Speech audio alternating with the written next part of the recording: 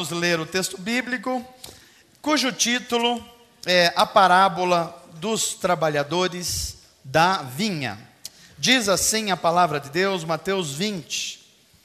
Pois o reino dos céus é como um proprietário que saiu de manhã cedo para contratar trabalhadores para sua vinha. E ele combinou pagar-lhes 1 denário, ou seja, uma diária, pelo dia, e mandou-os para sua vinha. Por volta das 9 horas da manhã, que horas, gente? Ele saiu e viu outros que estavam desocupados na praça. E lhes disse: vão também trabalhar na vinha, e eu lhes pagarei o que for justo. E eles foram. Saindo outra vez por volta do meio-dia, que horas? Das 3 horas da tarde, fez a mesma coisa. Saindo por volta das 5 horas da tarde, que horas? O que aconteceu? Encontrou outras pessoas que estavam lá desocupados e lhes perguntou: por que vocês estiveram aqui desocupados o dia inteiro? Porque ninguém nos contratou, responderam eles. E ele lhes disse: vão vocês também trabalhar na vinha. Antes que a gente continue a leitura, o primeiro grupo foi chamado a que horas? Não, na verdade foi antes, que é no primeiro momento, é que a gente leu logo no comecinho, 6 horas da manhã. O segundo grupo, aí foi 9. E o terceiro? Que horas? E depois o outro? Não, 3 da tarde. E o outro? 5 da tarde. Então, 6, 9, meio-dia, 3 da tarde e o último? 5 da tarde. Continuemos lendo aí no verso 8, que diz assim: ao cair da tarde, o dono da vinha disse ao seu administrador: chame os trabalhadores e pague-lhes o salário, começando com os... Quem eram os últimos contratados? Os que foram 5 horas da tarde, 5 da tarde. E terminando nos primeiros. Quem eram os primeiros? Os que foram 6 da manhã. Vieram os trabalhadores contratados por volta das 5 da tarde, e cada um recebeu quanto? Uma diária inteira, 1 denário. Quando vieram os que tinham sido contratados primeiro, ou seja, 6 horas da manhã, esperaram receber mais. Mas cada um deles também recebeu uma diária. Quando receberam, começaram a se queixar do proprietário da vinha, dizendo-lhe: esses homens contratados por último trabalharam apenas 1 hora, e o Senhor nos igualou a nós, que suportamos o peso do trabalho, o calor do dia, trabalhamos 12 horas. Verso 13, mas ele respondeu a um deles: amigo, não estou sendo injusto com você. Você não concordou em trabalhar por 1 denário? Receba o que é seu e vá. Eu quero dar ao que foi contratado por último o mesmo que lhe dei. Não tenho o direito de fazer o que quero com o meu dinheiro? Ou você está com inveja, porque sou generoso? Assim, os últimos serão os primeiros, e os primeiros serão últimos. Vamos orar? Pai, obrigado pela Tua palavra. Pedimos que o Teu Espírito nos conduza a toda a Tua verdade. Creio que o Senhor continuará a nos falar ainda mais. Tantas coisas maravilhosas já aconteceram aqui hoje, mas cremos que o Senhor pode nos levar ainda mais em profundidade de Te conhecer, conhecer o Teu reino e, por conseguinte, nos conhecermos a nós mesmos. Fala ao nosso coração, faz do nosso coração boa terra, para que recebamos essa semente de vida. Faz isso por Tua graça e em nome de Jesus. Amém. Gostaria de começar a mensagem dessa noite fazendo uma pergunta. Esse texto que você leu incomodou você um pouquinho? O que vocês me dizem? Se incomodou, deixa eu te fazer uma segunda pergunta. Eu acho que de alguma forma, cada um de nós está se preparando para a gente cumprir objetivos. Alguns aqui estão estudando para entrar na faculdade, outros estão estudando para um concurso. Talvez se você é mãe, você está se preparando para receber uma criança ou que vai ser mãe. Ou se não, você está traçando objetivos profissionais. E talvez você esteja fazendo isso já há algum tempo. Pode ser que alguns de vocês estão se preparando para um concurso público ou para uma entrevista de emprego. Alguns estão preparando para começar um negócio, então já estão estudando, olhando ambientes. Outros começaram a atuar ministerialmente, querem atuar, querem fazer coisas para Deus. Em vários lugares estão se preparando para isso.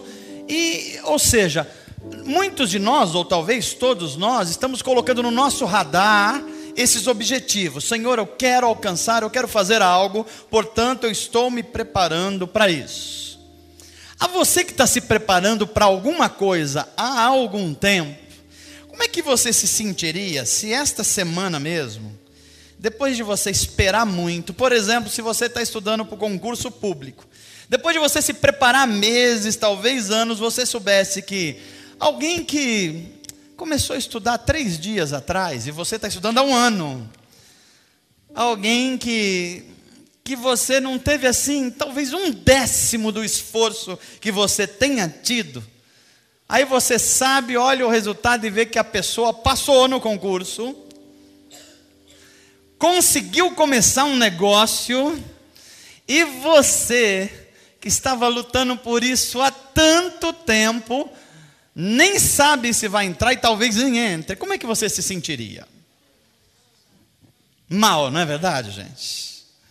Como é que se sentiria se você está se preparando para uma vaga de emprego há tantos anos, e talvez você já esteja assim numa idade média, na maturidade, aí chega um garoto de alguns anos de idade que se preparou agora, está acabando de sair da faculdade e tal, e chega e toma a sua vaga num determinado programa de emprego. Como é que você se sentiria? Você que está tentando abrir um negócio e está falando assim, eu quero uma oportunidade, deixa eu ver se tem um local para eu alugar, e você está procurando faz 5 anos, aí vaga um lugar que é muito bom, e alguém chega na sua frente, ele soube disso ontem, e chega lá e fez, e fechou um negócio, e fechou o lugar, e você fica falando assim, mas espera aí, faz 5 anos que eu estou atrás desse negócio. Como é que você se sentiria quando a gente está na igreja, por exemplo, e a gente tem 10 anos, 20 anos, e a gente está se preparando para alguma atividade ministerial, e parece que a gente ainda não é muito bem aceito, aí chega uma pessoa ontem, mas tem, sei lá, alguma coisa aconteceu e é bem recebido, e começa a fazer as coisas, e dá certo, e você estava tentando fazer aquilo, faz 5 anos que você está tentando fazer. Como é que a gente se sente diante dessas circunstâncias? A gente se sente mal ou não, gente? Se tiver humanos aqui, gente humana, você vai se sentir mal. E é por isso que essa parábola, ela causa um mal-estar na gente. A gente começa a ler essa parábola e fala assim, não tem alguma coisa estranha aqui, porque um grupo começou 6 horas da manhã, e quanto tempo? 6 horas da manhã até o final da tarde, 6 horas, dá quantas horas? 12 horas. Aí tem um outro grupo que é convidado pelo proprietário, mas começa a que horas? 9. O primeiro começou às 6. Então, das 9 até as 6 da tarde, quantas horas? Quanta, gente? Peraí, vocês estão fazendo uma conta muito estranha. 9 da manhã até as 18. 18 menos 9? 9. Isso, não tenha medo de falar, não.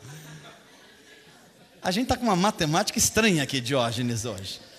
Aí o terceiro grupo começou a trabalhar que horas? 12:00. E foi até as 6 da tarde. Agora está fácil. Trabalharam 6 horas. Mas não parou por aí. Teve um outro grupo que foi contratado que horas? 3 da tarde. E trabalhou até as... Então trabalhou quantas horas? É isso.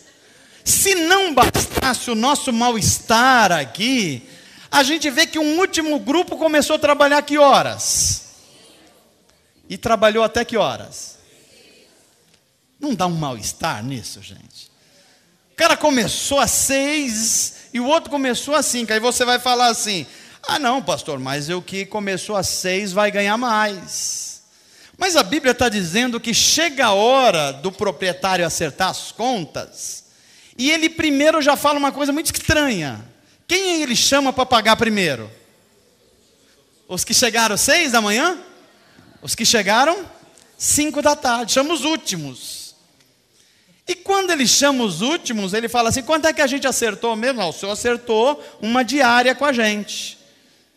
Então está aqui, paga eles uma diária. Aí os outros que tinham trabalhado desde mais tempo começaram a olhar assim: mas espera aí, se ele ganhou uma diária, esse patrão está muito generoso hoje. Se o cara começou às 5 e parou às 6, ganhou uma diária inteira, a gente vai se dar bem. Hoje é o dia da gente se dar bem aqui. Só que aí chama o sujeito ou o grupo de pessoas que trabalhou desde as 3 horas e adivinha quanto eles ganham? Também a mesma diária. E assim para o grupo de meio-dia. E assim para o grupo que começou às 9 da manhã. E pasmem, o grupo que começou às 6 da manhã recebe o montante de uma diária também. Eu sei que à medida que você estava lendo esse texto, e agora que eu estou explicando, você fala assim: pastor, tem injustiça aí. Não pode ser. Não pode ser. Eles começaram a trabalhar em momentos diferentes. Um ficou no meio do meio-dia lá, o sol escaldante, trabalhando, e recebeu exatamente a mesma quantia, a mesma paga. Essa parábola ela pode causar um mal-estar em nós, mas não deveria. Porque quando a gente começa a entender o sentido e o significado dela, a gente deveria dar graças a Deus porque é assim. Porque Jesus conta essa parábola a partir de uma informação. Ele fala assim: o reino de Deus é como um proprietário, e conta uma história.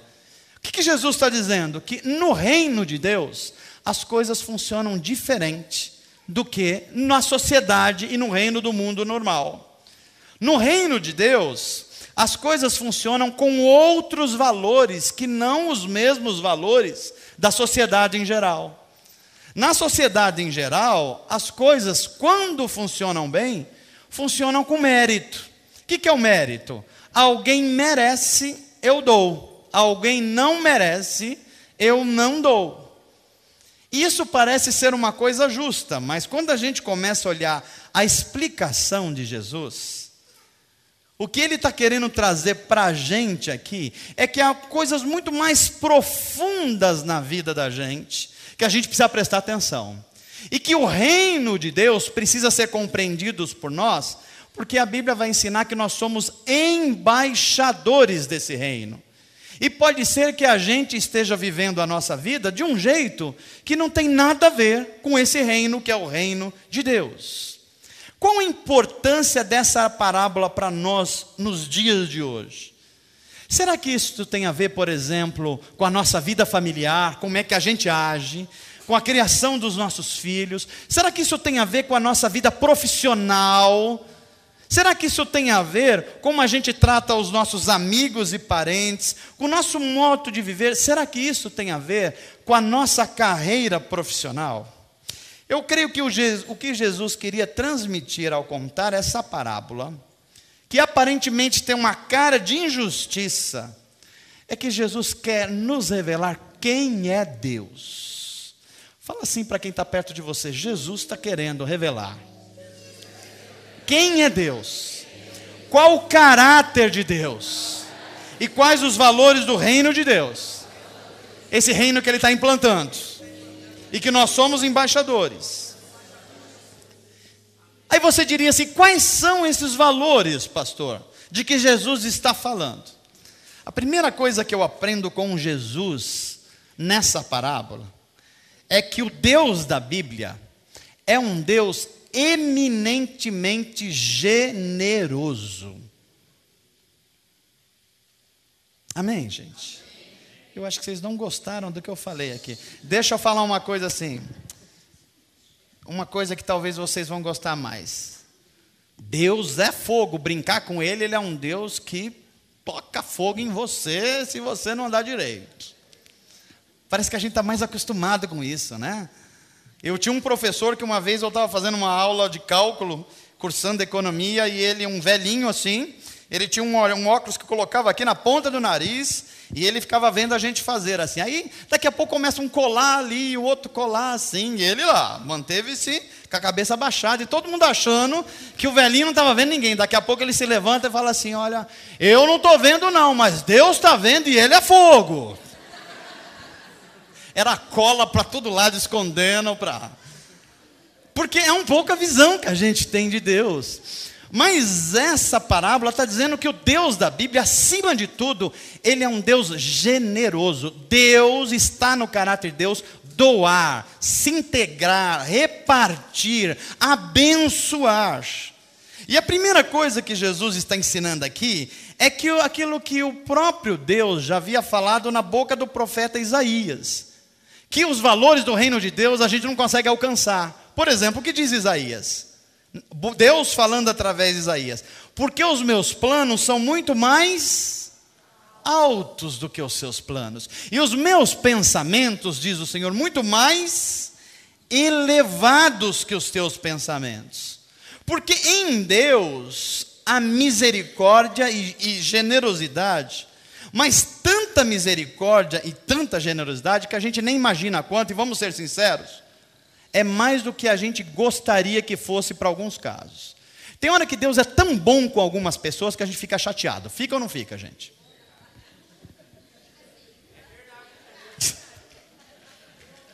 Como é que Deus pode ser bom com esse sujeito? Como é que Deus pode ser com essa... Não, a mulher tem que tomar cuidado com o que falar. Sujeita.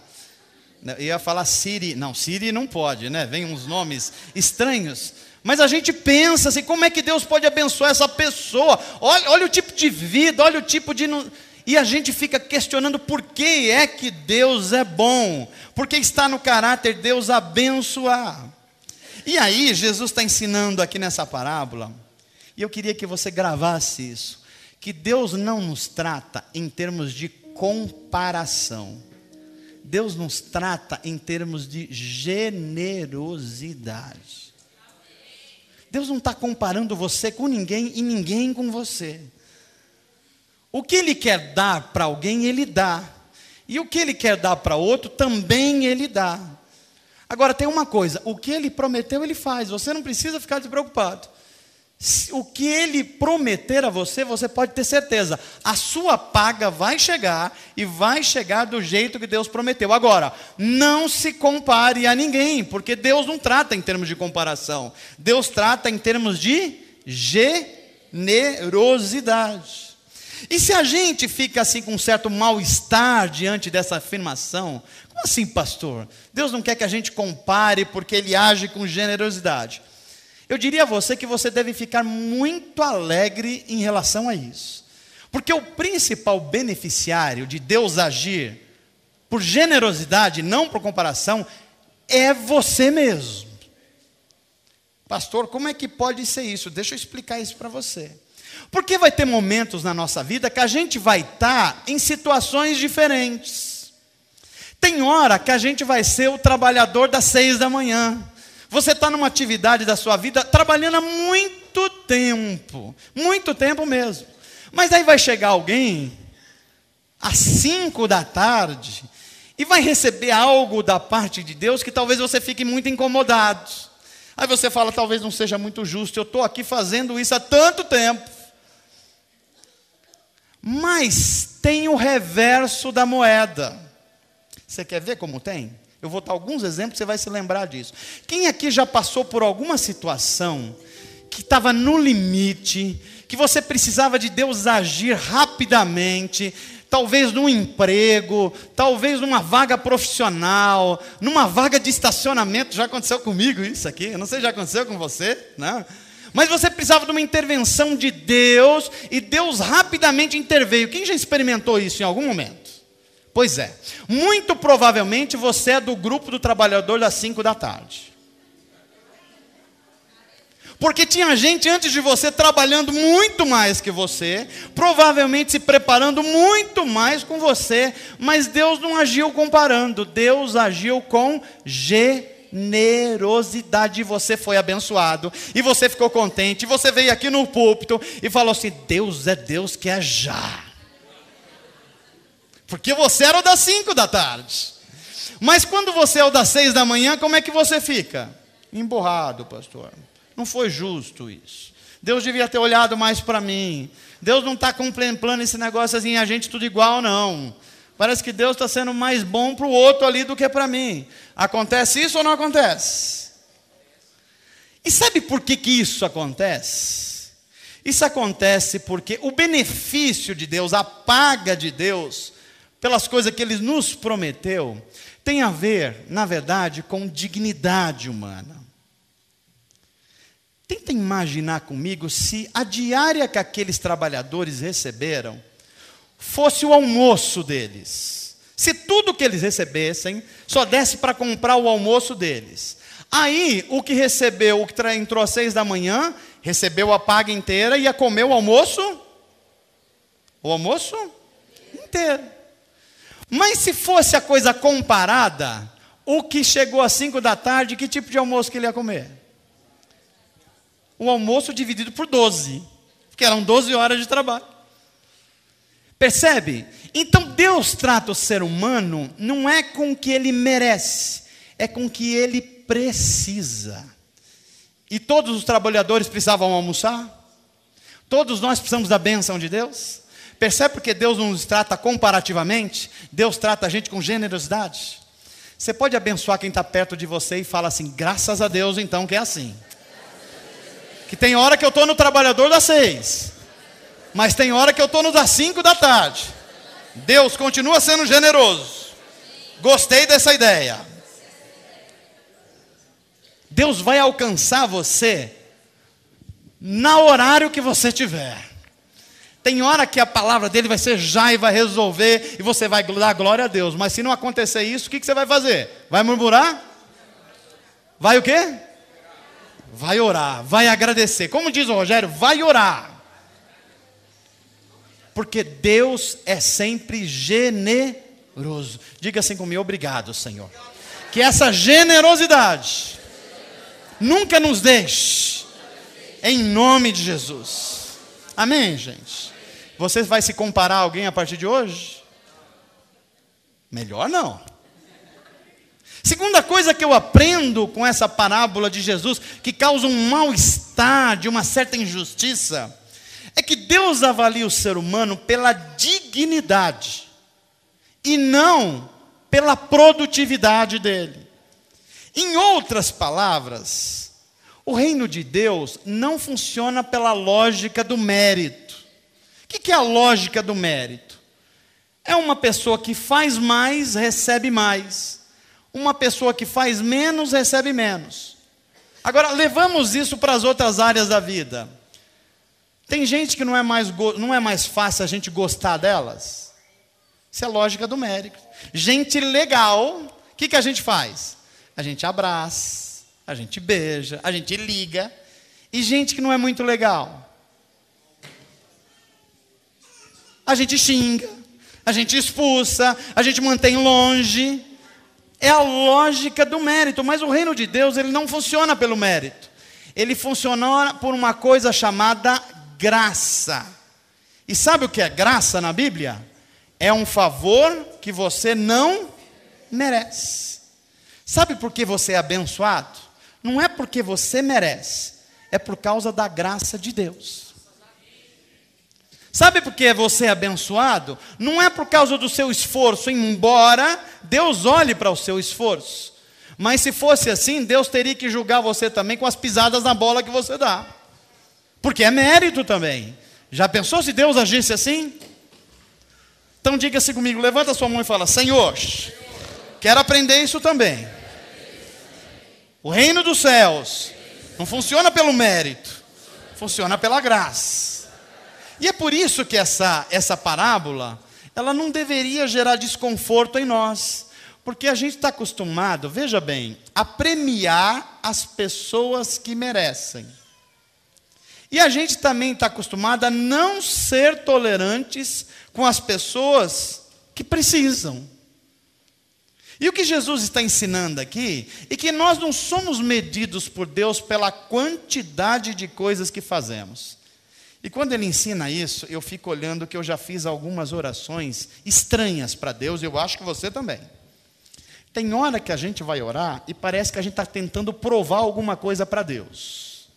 Então a gente fala assim: Senhor, eu vou orar, escuta bem o que eu vou falar isso. Olha, hoje eu fiz isso, eu visitei tal pessoa, eu li a Bíblia hoje. Tem um monte de gente que não lê a Bíblia. Eu leio. Tem mais, Senhor, eu sou dizimista. Tem um monte de gente lá que gasta um monte de besteira, não leva o dízimo. Mas eu sou dizimista. Está ouvindo bem, Deus? Jejum. Tem um monte de gente aí que só está na picanha. E eu faço jejum, pelo menos uma vez a cada década. E a gente fica falando com Deus, tentando provar para Deus o quão bom nós somos. E a gente está achando que Deus nos abençoa por causa dessa lógica. Aí Deus vai olhar para a gente e falar assim: ok, agora fica calado aí, eu vou falar com você agora. Deixa eu ver as suas pisadas na bola. Você está pior do que todo mundo nesse item aqui. Já pensou se Deus fosse funcionar por essa lógica e viesse a lógica ao contrário agora e Deus começasse a mostrar as nossas falhas, os nossos erros, as nossas limitações?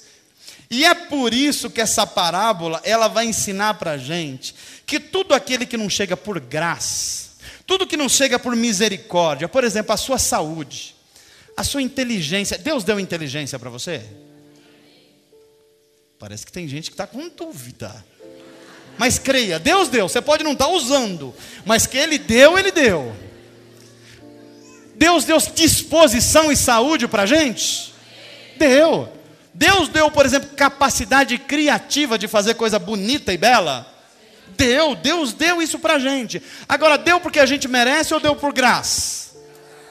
E porque Ele deu por graça, a nossa obrigação é fazer com que a graça se expanda. É a gente fazer muito mais gente ser abençoado.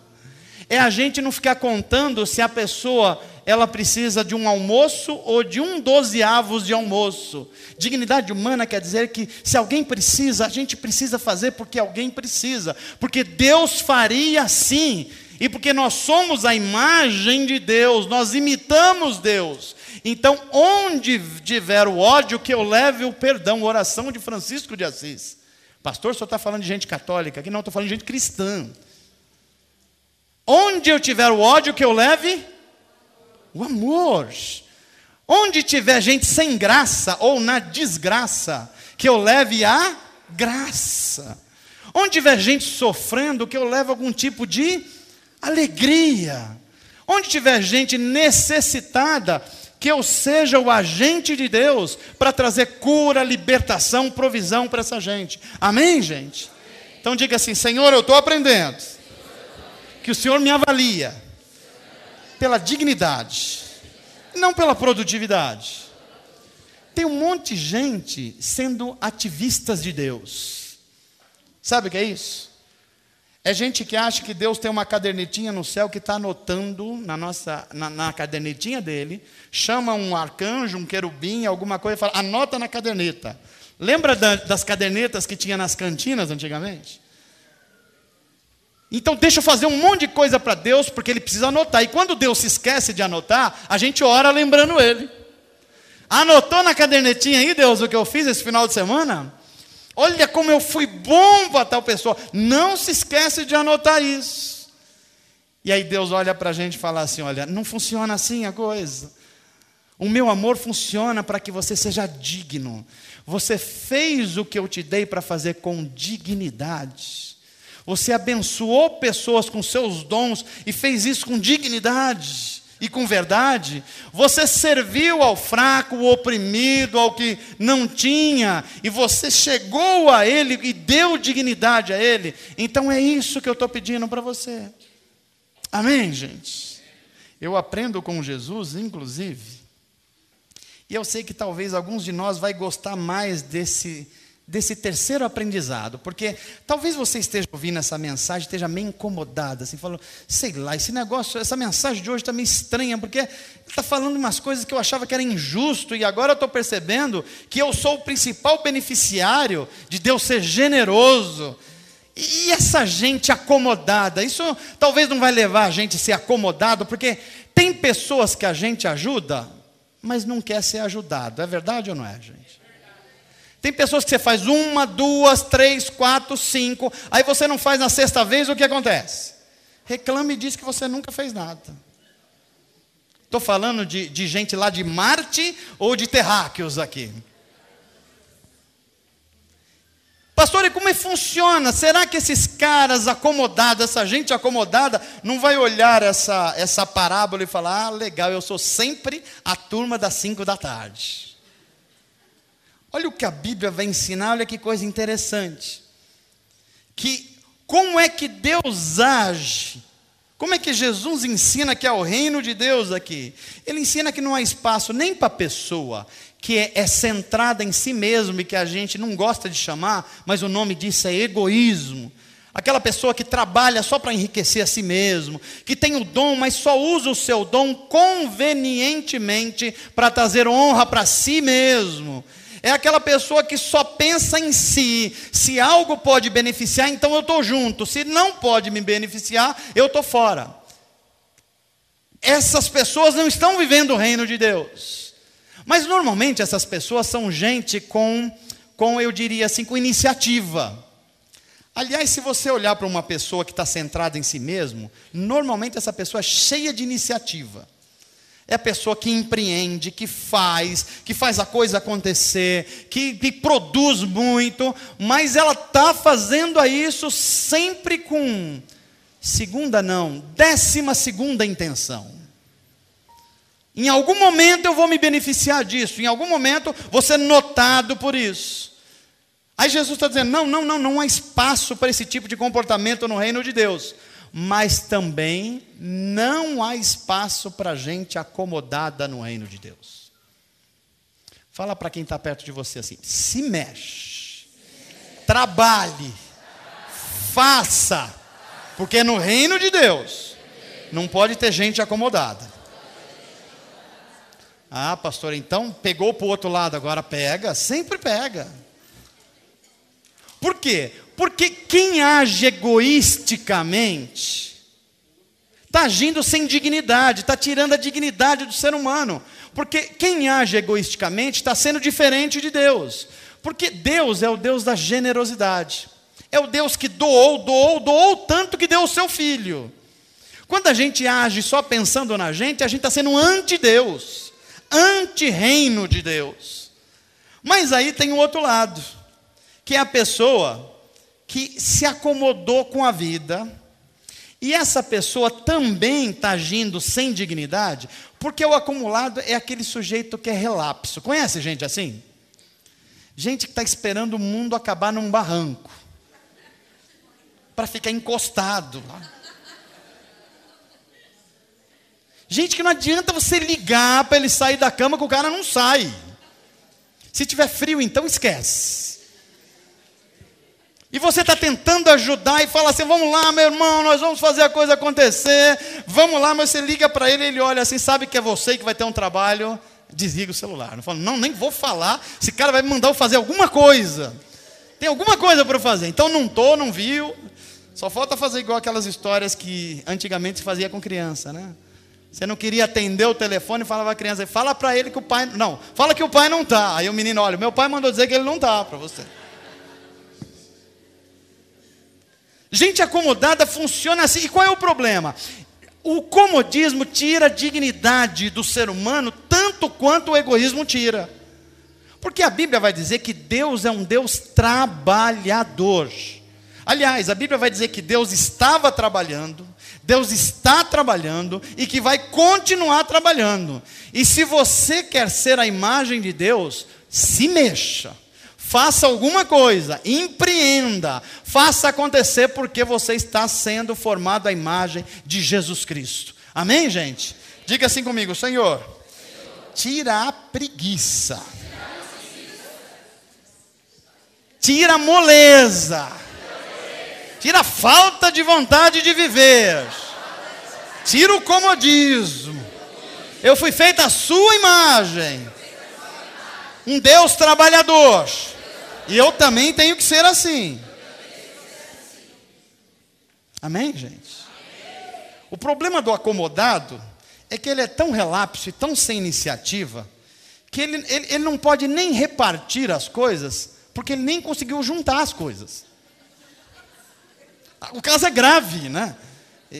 Então não dá nem para ele repartir, porque ele não juntou nada, ele não construiu nada, ele não empreendeu nada.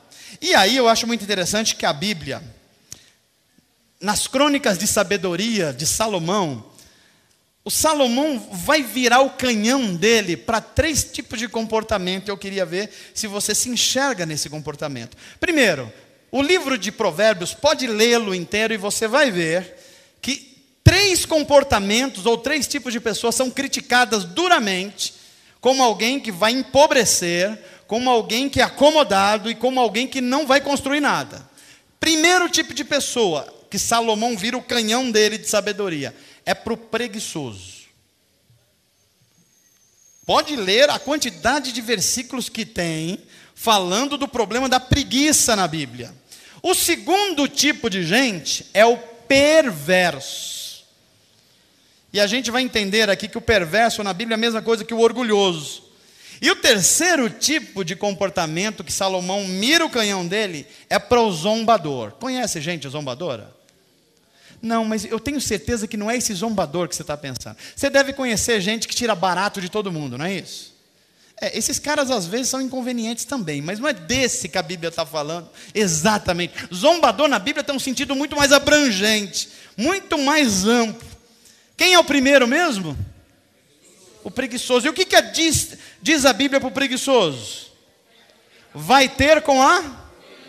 Deus manda o preguiçoso olhar quem trabalhar? A formiga. E como é que a formiga trabalha? Se chover, ela trabalha? Ah, trabalha. Porque o preguiçoso, se chover, ele não trabalha, né? Se tiver pesada a carga... Vocês já viram uma formiguinha levando uma folha? Alguém já viu aqui? Às vezes, que tamanho é aquela folha? Dá 5 vezes o tamanho dela. Mas ela está carregando ou não está? Então a Bíblia manda, olha para ela.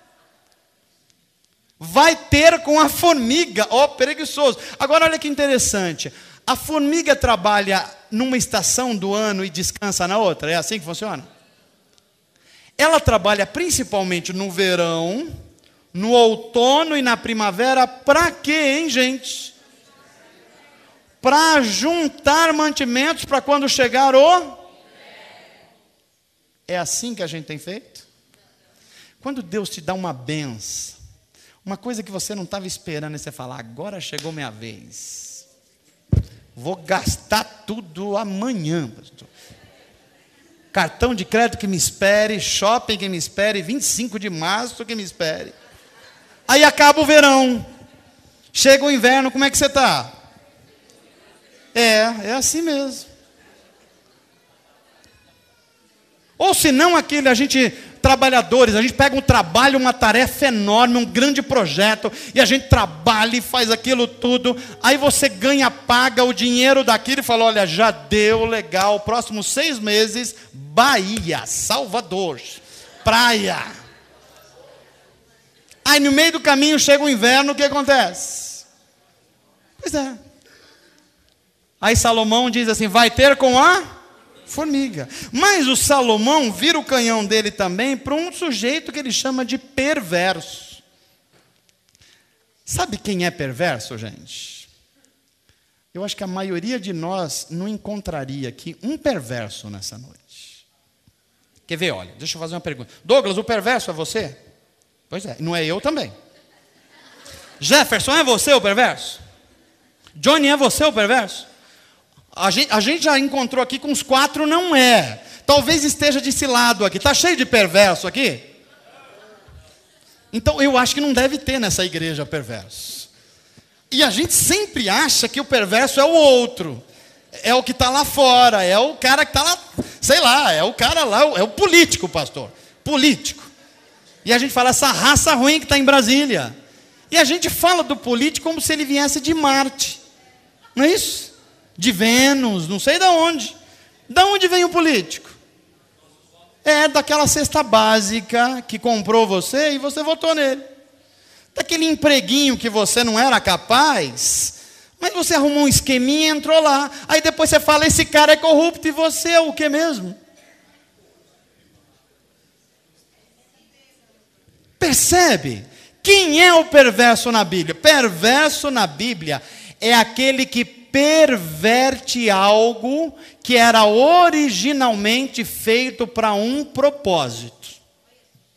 Eu vou repetir isso para você. Perverso na Bíblia é aquele que perverte algo que era originalmente destinado para um propósito. Quer ver como a gente perverte? Deus deu quantas horas no dia para você? 24 horas. Deu só para uns ou deu para todo mundo? E você está sem tempo? Está sem tempo? Dá medo de responder, não dá? Sabe por que dá medo? Porque a gente está pervertendo o tempo. A gente não está priorizando o tempo. Então a gente coloca um monte de coisa que não era para estar ali, e aí a gente perverte o tempo e depois reclama com Deus que a gente está como? Está cansado, está estressado, não sei o quê. Por quê? Porque o tempo foi dado para um tipo de coisa. Por exemplo, quantas horas o ser humano precisa dormir para ele ficar com saúde? Eu sei que tem alguns que vão falar que é 24 horas. Não, mas não é isso. Eu estou falando gente que aprendeu com Salomão aqui, que não é preguiçoso. A medicina vai dizer aí, os estudiosos, que vai precisar entre 5 e 8 horas. Os mais de idades não têm tanta necessidade de sono. Os mais novos têm um pouco mais. Não é isso? Agora, se a gente não usa o tempo para aquilo que ele foi criado, o que vai acontecer com a gente? Vai ficar doente. E isso é ser perverso com algo que Deus te deu para outra coisa. Mas qual é o tempo que a gente perverte? A gente perverte uma coisa chamada dinheiro. Para que Deus deu o dinheiro para você?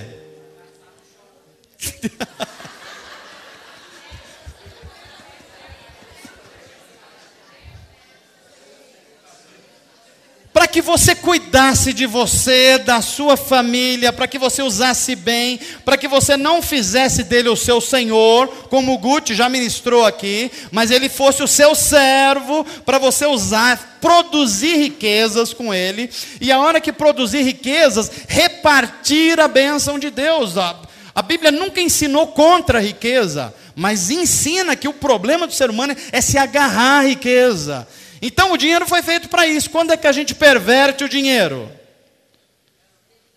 Quando na nossa conta só tem eu e mais eu de novo. Quem que você ajudou? Não, eu e eu. Né? Quem que você pretende ajudar? Eu de novo. A gente perverte isso. A gente perverte casamento, gente. Para que Deus deu o casamento? Para que o ser humano se completasse um ao outro, para que um casasse para fazer o outro feliz, e o outro casasse para fazer um feliz. Mas quando a gente vai para o casamento, só a gente querendo ser feliz, a gente subverte o casamento, a gente perverte o casamento. A gente poderia dar uma lista enorme aqui de um monte de coisa que a gente perverte, e aí o Salomão olharia para a gente, para os nossos dons, e eu fico pensando, a gente perverte dons também, gente? Deus deu para a gente fazer uma coisa, e a gente está fazendo outra. No Brasil hoje é muito fácil identificar isso. Quanta gente Deus deu os dons para transformar ambientes, para transformar o Congresso Nacional, para trazer o Evangelho da cruz para a televisão, para trazer o evangelho genuíno que salva e transforma o ser humano. Mas é sempre para isso que o dom está sendo usado? A gente está usando o dom para outras coisas, para fazer negócios, para ganhar fama, para a gente ganhar representação, para ganhar representatividade política. E é quando isso vai sendo pervertido, isso vai virando uma bola de neve. Aí Salomão diz assim: você que está se deixando caminhar por esse caminho da perversão e do orgulho, Deus se opõe aos soberbos ou orgulhosos, mas dá graça aos humildes. Eu falei do preguiçoso e falei do perverso. Quem que faltou? Quem que é o zombador, pastor? É o piadista? É o sarrista, como está dizendo aqui? Se fosse isso, estava tranquilo, mas a Bíblia está chamando de zombador. Olha só que interessante. Zombador na Bíblia é aquele que tenta chamar o bem de mal e o mal de bem. Vou repetir isso. Na Bíblia, o zombador é aquele que faz o mal e fica esperando o bem. Ou aquele chama o bem de mal e o mal de bem. Pastor, onde a Bíblia indica isso? Gálatas. A Bíblia diz assim: de Deus não se... Olha o zombador aí. Tudo que o homem semear ou plantar, isso ele... Sabe quem é zombador na Bíblia? Gente que planta uma coisa e está esperando outra coisa. Ainda bem que eu não perguntei aqui se tinha zombadores na igreja hoje. Pastor, por que é que eu estou colhendo isso na minha vida? Dá uma checadinha o que foi plantado lá atrás. Pastor, por que que não está dando certo? Porque de Deus não se zomba. Por que está acontecendo isso? Comece a investigar um pouco, para ver que tipo de coisas que a gente foi plantando. Eu acho engraçado que isso transfere muito em família, em patrão, em relações sociais. Às vezes a gente não gosta muito do filho, do comportamento do filho, ou da filha, ou do pai, e a gente fala como se a gente não tivesse nenhuma responsabilidade nisso. Aí talvez os filhos estão sendo criados sem diálogo, só com palavras de aspereza. Como é que ele vai crescer, gente? Se o filho é criado com ausência de pai e de mãe, como é que ele vai ser um pai e uma mãe depois? Porque aquilo que a gente vai plantando, a gente vai colhendo depois. E a Bíblia está dizendo, não, de Deus não se zomba, porque o que o homem plantar, isso ele vai colher também. Diga assim comigo: Senhor, me ajuda nessa noite. Se eu estiver sendo preguiçoso, dá um cutucão de Jeová em mim. Gostou dessa palavra? Se eu estiver sendo ser perverso, diga, se eu estiver sendo perverso, pervertendo o meu tempo, o meu dinheiro, os meus dons e a minha família, dá outro cutucão de Jeová em mim. E se eu estiver sendo um zombador, plantando coisas ruins, esperando coisas boas, desce o rei, o Jeová. Você pode aplaudir ao Senhor?